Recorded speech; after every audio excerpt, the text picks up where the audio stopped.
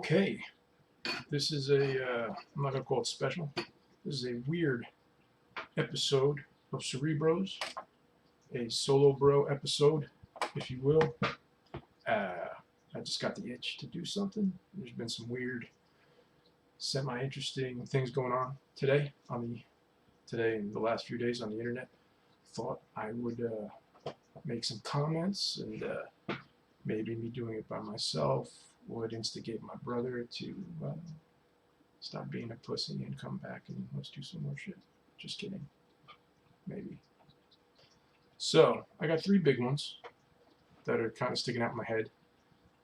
The first was posted in the group, and right off the bat, Cosmic Book News is the website, and so there's a little questionable credibility with this source. But it says Disney resetting Star Wars, erasing The Last Jedi. I'm going to ask you to bear with me to the very end, because obviously that sounds psychotic, but I assure you it gets worse. The article goes on to say, a new rumor has hit the net, offering that some sort of Disney Star Wars reset is in the works that will see The Force Awakens, Last Jedi, and Skywalker basically erased. I know, I'm sorry, we're going to have to just tough through this part.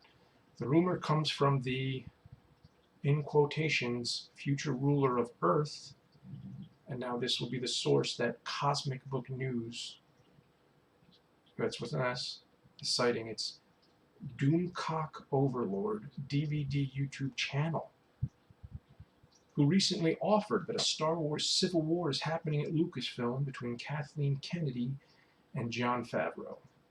Doomcock, who they take a pretty familiar tone with, also previously provided those Skywalker spoilers, and prior to Marvel Studios announcing a new director and writing team on the Captain Marvel sequel, said there were all kinds of problems at Marvel with Brie Larson and Captain Marvel. Interestingly enough, Feige is now going with Elizabeth Olsen and Scarlet Witch. Now that sentence doesn't really make a lot of sense. Said there was problems with Marvel and Brie Larson and Captain Marvel. Those problems I looked into it, didn't really seem like much of anything. But Feige is now going with Elizabeth Olsen and Scarlet Witch. I don't know what the relevance the one has to do with the other. Seems, I don't know, it makes no sense. Getting back to the original rumor, Doomcock says that the plans are in place to save the Star Wars franchise, which involves the Abrams and Rian Johnson trilogy getting nullified. It's claimed the Disney Star Wars trilogy will be erased using a concept that was recently made canon in the Star Wars Rebel animated series. This is where it gets laid on pretty thick. In the Season 4, Episode 13 installment titled A World Between Worlds, the concept of the Veil of the Force was introduced, a mystical dimension of the Force that connects all time and space, explains Doomcock. I remember that episode. Honestly, it was one of the weirder episodes. I didn't love it. I feel like time travel and universal overlap, for the most part, is a cheat. I think it's easy story writing. It's vaguely interesting. For the most part, I don't like. That's my personal opinion on time travel and skipping around. Okay, Doomcock explains, I have received confirmation from two additional sources claiming that this is spot on. Two additional sources. If you want to look up the definition of source, it's very vague, and it appears to be very vague by the context of this entire, I'm going to call it an article out of professional courtesy. That indeed, Lucasfilm realizes they have a massive problem on their hands, that the Star Wars franchise is all but dead. And despite Kathleen Kennedy's hatred of the idea, Lucasfilm is preparing to render the sequel trilogy null and void. Lucasfilm, of course, being nothing but a sign on the door at Disney. So I don't know why they think that the two work independent of each other. It's bonkers to think that that's the case. Weird. It's said that the events from The Force Awakens, Last Jedi, and Skywalker will be removed from canon, isolated in their own alternate timeline, and regarded as an Elseworlds-like installment under the label of Star Wars Legends. So what Doomcock is explaining is that a Star Wars multiverse will be created. Star Wars multiverse. Great idea, very original. which will isolate the Disney Star Wars trilogy as being part of a separate universe that is not a part of the George Lucas original Star Wars films. Oh, good. Doomcock continues by noting the details can't be verified. Really? They can't? That's weird. You have a station on YouTube and your name is Doomcock. Your sources can't be verified? That's weird. You seem so rock solid up to this point.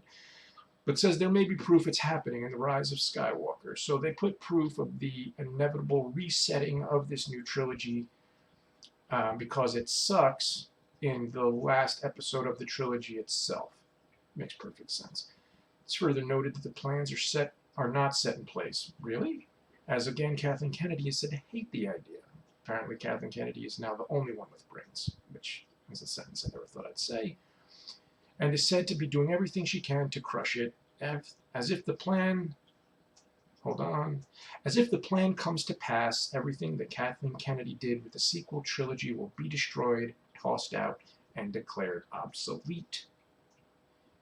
Oh my god. Doomcock feels the plan will happen. So, Doomcock. A massive reset. Oh, here's a quote, another quote from Doomcock. A massive reset is going to hit the Star Wars universe, he says. Regarding how they are going to undo the Disney Star Wars sequels, it involves the Emperor. Alright, here's a big old quote, so buckle in for this fucking nightmare. Emperor Palpatine had a room on the second Death Star called the Room of Mirrors. Yuck. The mirrors were created by the Emperor prior to the Death Star through the dark side using ancient Sith rituals.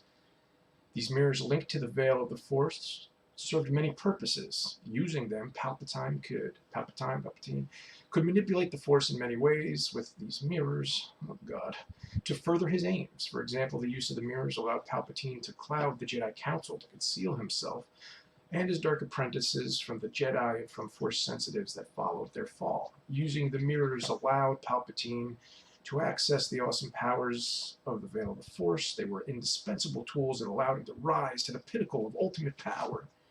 It is this conceit that explains how Palpatine survived Darth Vader throwing him down the shaft in the throne room of the Death Star. In desperation as he fell, Palpatine opened a portal to the Veil of the Force and entered it. This explains... Oh my god, I'm going to throw up. This explains why Palpatine is such a damaged state in the rise of the Skywalker, as if being thrown down a massive vent of various energy and vents and things of that nature, and being crushed, physically by Darth Vader it seemed redirecting as much of the Sith lightning back into him as possible. That wouldn't explain the damage level at all. Or maybe just an old man falling down a shaft the size of a planet. No. The damage to him. Oh god, this explains why Palpatine is in such a damaged state. It doesn't. It's fucking crazy. Okay. I'm sorry, this is hard to read. As transporting himself into the veil without the aid of the mirrors drained him and damaged him severely. Doomcock goes on to explain that the Emperor created a second set of mirrors on Exegol that allowed him to escape where he plotted the rise of the Empire. Regarding how things will be reset, it's explained that all one has to do is go into the Veil of Mirrors and wait for Palpatine to enter, as the Veil is a mystical dimension wherein all times collide, which will cause the Disney Star Wars trilogy to consign to its own alternate timeline forever, as Palpatine enters the Veil and never gets back to Exegol. The Emperor is prevented from using the mirrors to return. He dies as he was intended to in Return of the Jedi, and Bob's your uncle, and all our problems are solved, explains Doomcock. So since the Emperor never survives, that means the events from Force Awakens, Last Jedi, and Skywalker never come to pass in the George Lucas timeline. No Disney sequel trilogy. Han doesn't walk stupidly into the lightsaber, which I don't think that's not how I interpreted that happening. I don't think Han walked into it. I think his evil kid fucking stabbed him with it. I had no problem with the feasibility of that. Leia doesn't fly like Mary Poppins through space. That's not really what happened. She showed the bare minimum. of force sensitivity to use the most minor force power possible. She pulled herself through zero gravity, not through the air. She pulled herself through the easiest possible conceivable thing to pull yourself through. Again, that's a problem with the train wreck that was this trilogy. Good problem with that? Luke has nothing to run away from and consumes no green milk. I am informed there will be no amazing Wonder Ray, as she was born after the Emperor's death. Says Doomcock, who notes the particulars are still getting worked. Oh, they're still working on the particulars. This seems awfully specific. But that the plan will retcon the sequel trilogy out of our misery and restore freedom to George Lucas's galaxy. Oh, hold on, there's more. Doomcock offers proof that this may be happening is a scene that was included in Rise of the Skywalker, which featured Rey confronting her dark side self, where mirrors can be seen in the background. So it is the mere existence of mirrors that are leading people, that are leading people to think that this is a possibility. So the possibility that an Ewok can be empowered by, Rancor powers are proven by the existence of a Rancor. That's the most stretched possible. Good lord. The scene features broken mirrors, where one mirror is still intact, which the dark side Rey emerges from. Well, my friends, this is your glimpse into the veil of the Force, explains our prophet Doomcock. Literally anything is possible here as branching alternate realities converge and diverge in that mystical dimension, which is glimpsed in those mirrors as an alternate version of Rey. And lurking within the veil are alternate versions of Palpatine, alternate versions of Luke, alternate version, blah, blah, blah. Somewhere in the multiverse may even lie a version of the Disney sequels that didn't suck and didn't outrage and Alien are huge, which I was one. I didn't think they were great, and I was a little alienated of the Star Wars fandom, but for now, the best we can hope for is using the veil of the Force to obliterate the Disney sequels, banishing them to their own little funhouse mirror in the vast hall of mirrors multiverse, to be forgotten as the substandard garbage they are. As someone who did not like them, mostly. There are parts and things that I did enjoy and did like. Substandard garbage is not what I would call them. I think they were misdirected. I think the inspirations and motivations to make the movie from the jump seemed to be a horrible and not best way to try to make a movie, especially not one of an existing franchise where people love the movie for reasons. But substandard garbage seems rough. It seems like some ragey nerd shit. So as much as I hate to use the phrase, there's a lot to unpack here. Actually, no, there's a lot to dissect here, because I'm going to chop this up. First and foremost, let's go back to the beginning here. The whole thing, blah, blah, blah. Oh, and I will say this. At some point, this Doomcock gentleman, which is the most interesting part, before the release of the last movie, posted spoilers that you can look up, and they were pretty accurate. There was some shit he said that was wrong, but there was some shit he said that was right in a way that only someone who had seen it or had firsthand knowledge of the script would know, or that I feel would know. And it was about a week or two before the movie came out. So I'll give this Doomcock gentleman that. Someone told him something. I don't know if that lends credence to this, but something happened. And he was accurate on some points, with the Rey being Palpatine's granddaughter, yada, yada, yada, yada. So, let's go back to the beginning here. The idea that Disney, everyone knows my theory, that Disney wanted to do a reboot and didn't have the balls to do it. So they rebooted it and just awkwardly shoehorned the original guys in, and then killed them all pretty much in a way that meant nothing. Except for Han. I thought that kind of added to the story. It's not the story I would have written, it's not the story I liked, but it was a moment of giving the bad guy over fully to the dark side of the Force. It was weighty. Other than that, everyone else died for dumb shit. I mean, I understand Carrie Fisher passing away kind of forced some things, and but everything else was, it was a reboot. They wanted to do a reboot. There's multiple parallels for everything, and it just seemed dumb. It seems, and even you'll remember from the beginning when they started releasing this, all the cool guy reviews were for these new movies were Disney doesn't care about what you think what Star Wars means, and this was like a cool thing, like a selling point. Like this is what Disney wants you to know. They don't give a fuck what you think Star Wars is. Extreme. Like this is our Star Wars, and you're gonna fucking buy it because you're an idiot, which is true. But in the end, you get something that, you know, uncanny valley. It seemed familiar, but it was off. It didn't seem like the original universe. And that's why it's easier for people to immerse themselves in things like the Clone Wars, in my opinion. Again, Clone Wars Rebels. Yes, they're connected, mostly Clone Wars, connected to the original prequels. The original prequel movies were a fucking mess. Everyone knows it. But they're also sprinkled with aliens that you love and races that you know. It's in the universe. You feel like this is the original universe. It looks weird, but it's the original universe. And Filoni, who loved Star Wars, found everything. And, you know, I said it a million times. The Clone Wars cartoon doesn't make the movies good movies. Or, I don't want to say they're good movies or bad movies. I feel bad saying that about anyone who made anything. But he took those movies, and when you go back and watch them, and you see Ki-Adi-Mundi, and you see, you know, all these aliens who just show up for a second, you're like, oh, that's the live-action version of the one from the Clone Wars. There's value there now. There's planets there that you can go back to, and things like that. Whereas the new movies, everything didn't seem like that to me. It seemed different. There was, if they did give you an old alien race, it was like a gift, like they were giving you like an Easter egg, which that's not how you do Star Wars. I'm sorry, there's a universe, and I don't care about new aliens. I want new aliens. I want new ships. I want new everything.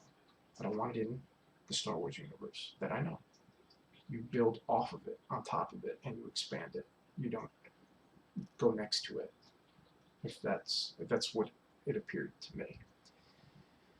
So we go into this thing where Kathleen Kennedy and Favreau are in this civil war at Lucasfilm, which is almost impossible to fucking believe. Kathleen Kennedy, that what I've seen and heard of her, speaking and stuff like that, this might sound like a slight, but it's not. She seems like a ball buster. She seems like she knows what she's doing. She's very confident, and she will stick to her fucking guns. And that, cool. It doesn't mean your guns are good, but respect the fuck out of it. I don't think Favreau cares about going backwards. I think Favreau cares about going forwards. So, I don't know them. But from what I see and how they talk and how Favreau and Filoni go back and forth, it seems like there's a real respect between those two. Whereas Favreau goes on and on about Filoni's knowledge, about how he's a resource, and Filoni goes on and on about how Favreau helped him with filmmaking. It seemed like guys who legitimately loved Star Wars and wanted to expand that. I don't think anyone with any kind of brain would think that this course of action would be feasible or viable or even consumable in any way. Oh, I don't love them. It happened. We were there. We saw it. It was a fucking mess from beginning to end. Now there's a lot of young people that like them because they don't have the context. They don't care as much about the originals. And for the most part, there's exceptions to everything, but, you know. So the plan, if the plan comes to pass, this is a quote, if the plan comes to pass, everything that Kathleen Kennedy did will make the sequel trilogy, with the sequel trilogy, will be destroyed, tossed out, and declared obsolete. Kathleen Kennedy was a producer. I don't think she was a writer. I don't think anyone would like their stuff to be made obsolete, but you know what I mean? I don't think so. It just doesn't seem like it would make sense that someone would, you know what I mean? Plus, I don't think it's going to happen. It seems ridiculous. Why would anyone do that? There's, you know, it's ridiculous. And that doesn't seem like something, like, I don't know if Star Wars would want to move forward at this point. Post Mandalorian. And from everything I'm understanding from reading, which obviously all that stuff is kind of, you know, it's It's on news sites. The Mandalorian appealed to movie people when they found out that the Clone Wars was made by Filoni.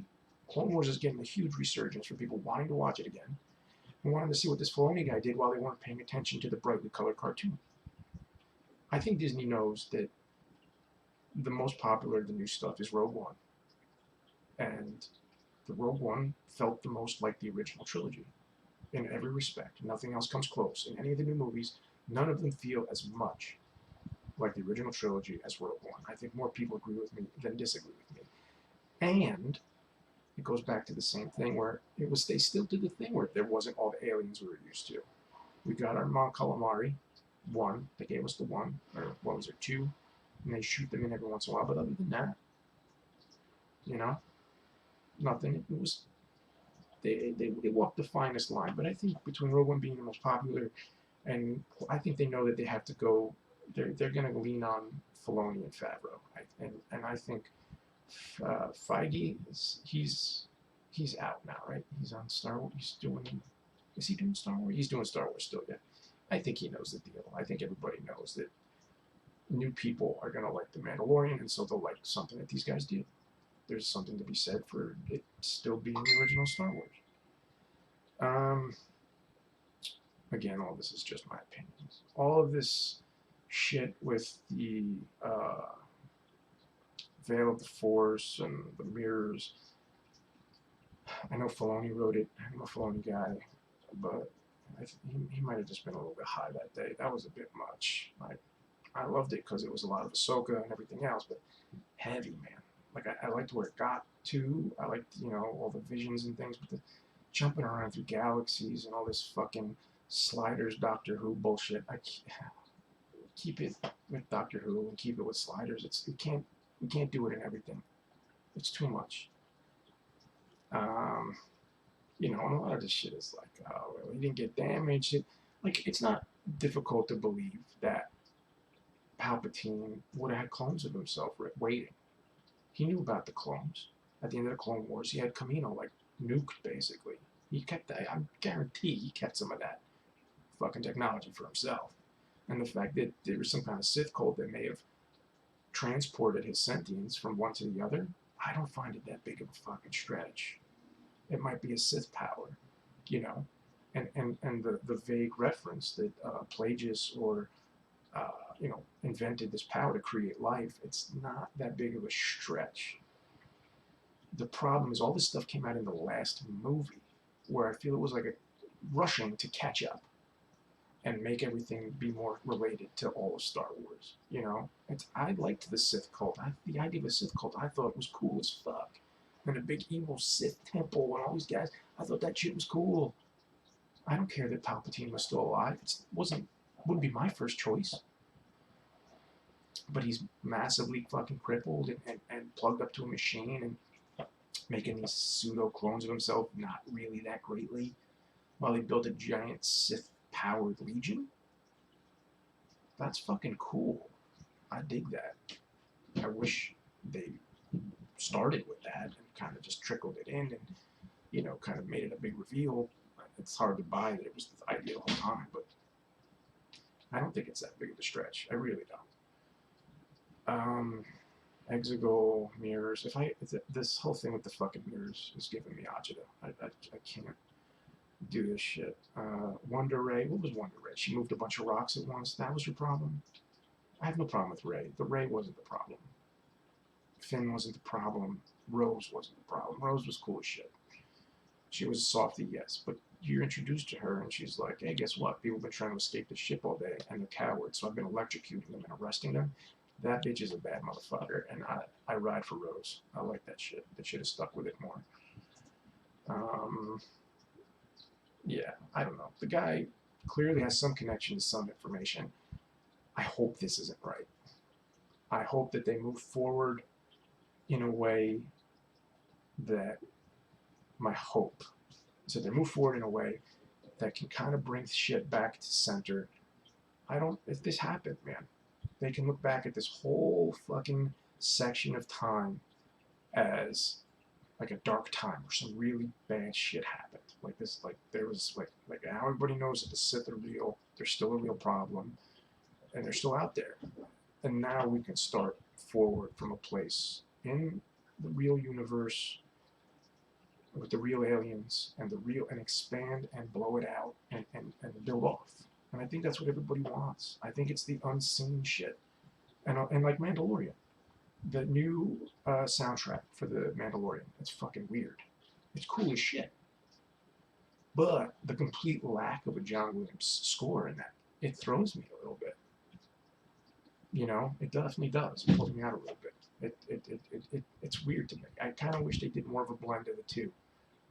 And I like it. I think it's cool. It reminds me of like Planet of the Apes, kind of, with that weird like alt jazz kind of sounds and things. It's fucking cool. Anyway, this is fucking weird. I don't know how true or not true it is, because as insane some guy named Doomcock sounds, he nailed it on that other thing. So maybe there's something to it. I don't know. I hope not.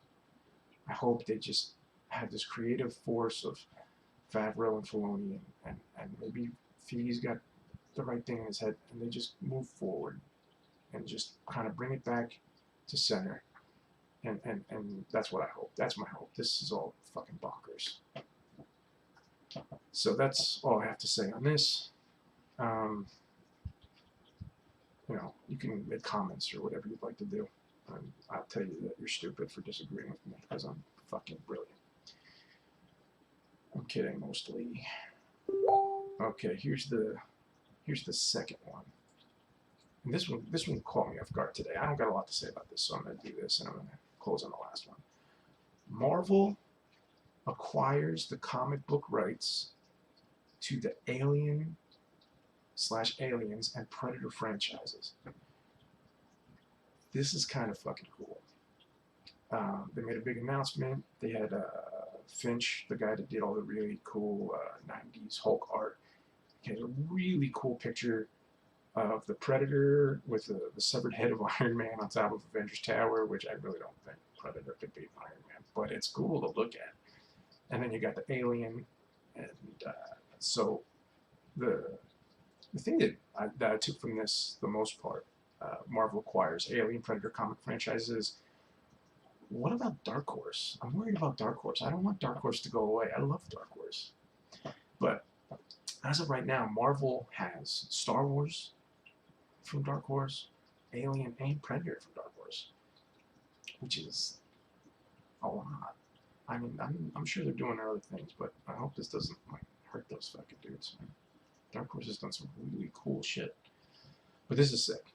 They're gonna not reboot, but the comic universe will start from the beginning, and that'll be sick. And my hopes is that we get some kind of Brood versus Alien battle, since the Brood were always a rip-off of the Alien franchise anyway. Or maybe they could just, if they replaced the Brood entirely by the aliens, I'd be cool with it. I won't be that mad. I do love the Brood because I'm a fucking idiot. I've had them since I was a little baby, but that's Alien. That's all it is. But that's cool. I didn't see that fucking coming, but sick. Good for them. I think that could be, you know, set you up for a lot of cool fucking, you know, Guardians of the Galaxy versus Aliens, or fucking, who the fuck knows, Predator, that, you know, Kraven the Hunter versus a Predator. That'd be a fucking cool thing to see. Not that they're really talking about the crossover shit right now. They're talking mostly about their individual and independent franchises, but, you know, there's some cool shit that could be done here. Predator with a Venom symbiote, you know, shit like that. Sick. Real fucking sick. The artwork looks fucking cuckoo bananas. I'm way into it. Predator versus Punisher. Come on now. Come on. Predator versus Punisher? That's fucking sick. That's so sick. I'd read that, because I love those old Batman versus Predator. The first Batman versus Predator comic. I couldn't believe how much I liked that shit. I was young, but old enough to realize that it was kind of like gimmicky, but it was good. I fucking liked it. But there's a lot of cool shit that can come out of this, you know? I like it. And then, that's pretty much all I got to say. Like, I was just excited to talk about that. And then, our next one is Dungeons and Dragons. They will be removing the concept of evil races, uh, which I guess is in, response to all the stuff going with people decided that it took the burning of buildings and rioting to decide that they should make a firmer stand against racism. Yeah, great. It only took a million fucking years, but however the hell we had to get here, I guess is a good thing. So they're removing the concept of evil races, which in Dungeons and Dragons communities has been a thing for a long time. The evil races, which, yes, it's... But the most important thing to remember is it's fucking make-believe, okay? It's not real. It's made up. And, furthermore, there's not really evil races as much as there are races that worship evil gods. The only two races that I know are 100% born from evil are the Tieflings, which look kind of like devil people that got horns, really fun, cool, and Gnolls, which were born from Yinagu, the god of slaughter. However, you can play those characters, and you don't have to make them evil. It's like, okay, so your race is started from an evil god. You don't have to be evil. I know lots of people play Gnolls, love Gnolls. None of them play them evil. I have a Gnoll homebrew that I worked on myself. It's not evil. The whole premise is based on it not being cleansed of, Yinagu's influence. Tieflings aren't. I rarely encounter an evil tiefling, and they're infernal. They're from like a hell world. I don't really know how they started, but they're infernal, and they have the Eldritch Blast, and they look devilish. I mean, Critical Role is hugely famous, and they've got like 9 tieflings, and all of them are good. You don't have to do it. No one makes you do anything. It just seems a little like heavy-handed, like you're trying hard, which is weird because Dungeons and Dragons has always been the community, at least, if not Wizards of the Coast, D&D itself, has always been super progressive. It's always been a place for people who just come in, and the whole nature of the thing, make your own character, create your whole thing however the fuck you want to do it, and play it however the fuck you want to do it. Like, there's a whole thing of alignment, good, evil, neutral, and then there's lawful good, lawful evil, chaotic, and there's all these different various things, and even then, they're just guidelines, they're suggestions. No one makes you do it. You can do anything. Like, D&D has been pretty fucking cool as far as pretty much everything. Like, just go through the community. It's obnoxious how progressive and open-minded it is. It's almost too much to fully grasp, but it's cool as shit. Like, there's a spot for everybody, and everybody gets to play. There's all these great stories about people who, maybe not getting on in their real lives as smoothly as they'd like to, found D&D and just fucking, got to fucking do whatever weird thing they want to do, and it gave them confidence and things like that. It's good. It's a good feeling, a good vibe for them to do, but I don't know how necessary it was. Like, my concerns are they going to change the backstory for these characters now? Because I hope not. I hope Tieflings stay infernal as their origin. I hope Gnolls stay, from Yinagu's blood as they started, and then give that person an opportunity to overcome and get away from it, break out of it. That's a cool story. Like, that's what we're doing. Like, the whole thing is writing a story as you go, and writing your character and making it up and being creative. If you like Gnolls, but you don't like the concept at all, they were started from Yinagu's blood or whatever the story is, something like that. Her blood or his blood when he crashed to Earth, or he killed some stuff and they ate it and became Gnolls. You can make a were-Gnoll, or somebody who's cursed with a Gnoll form, or just someone who has a hyena body, and make up your own story, and that's fine. Like, you're allowed. Like, there's literally, you can do whatever you want. So it seems good for them, I guess. I guess it's good. It's always good to do something, to say anything. It's more important that it's like another big company saying, like, this is what we believe in. We aren't about racial stereotype bullshit. But you know, I hope it's not at the cost of you know, kind of opportunities to you know, show forces overcoming those bad things, like you know, stereotypes and cliches and prejudices against different races and things like that because of their origins. Or, you know, another thing of overcoming, you know, origins, like, you know, Drow are basically in a friggin' weird ass cult, more or less, you know. But the most famous Drow was the guy who broke out of it. Like the most famous one, Drizzt Do'Urden. He was in the Underwolf, the evil Drow spider goddess. It's like all the Drow are. And the whole story, and it's an old story, it's been around for fucking 20, 30 years or something. He broke away, he got out of it, and he started worshipping fucking the unicorn, Neoliki, the nature guy. Like, it's always been overcoming the background and taking, it's basically like, here's some stuff, play with it however you like. So, well, I think it's a good thing. I hope it doesn't fuck up or take away something. Because I don't feel like any of the decisions they made were racist. I think it was more the opportunity to, you know, let people play as an evil race. It sounds fun. It's fun. We all played Grand Theft Auto. It's fucking fun being a bad guy. It's also fun to, you know, start off as a bad guy and overcome and break out and say, you know what, I'm going to be a good guy now. Or I'm going to be down the middle. Or who the fuck knows what I'm going to do.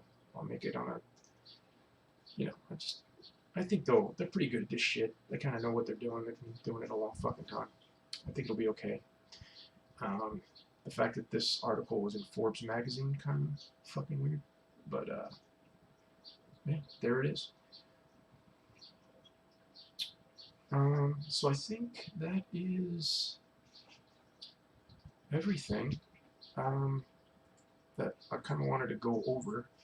If you guys can listen to this, leave comments in the group, or I won't really probably respond to YouTube comments. But if any group you got some questions, it's just Cerebros, Cerebros. Everyone, this is the first time. Usually the podcast is done by me and my actual bro, my brother Greg, stand-up comedian, and our longtime homie Jose Rubiani. And you know, we talk about this kind of dumb shit, and it's kind of flavored from the angle of two brothers who grew up together. Go check that out. You might dig it. Also, let me just see if there's anything else that we can go over real quick that's important. Marvel gave Misty Knight Wolverine claws. Who cares?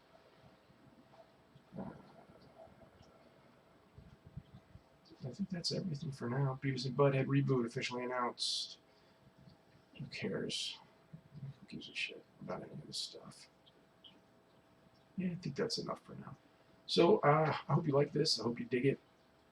I hope you follow for more. Me and Greg will be back with Jose. Hopefully, everyone who has been listening.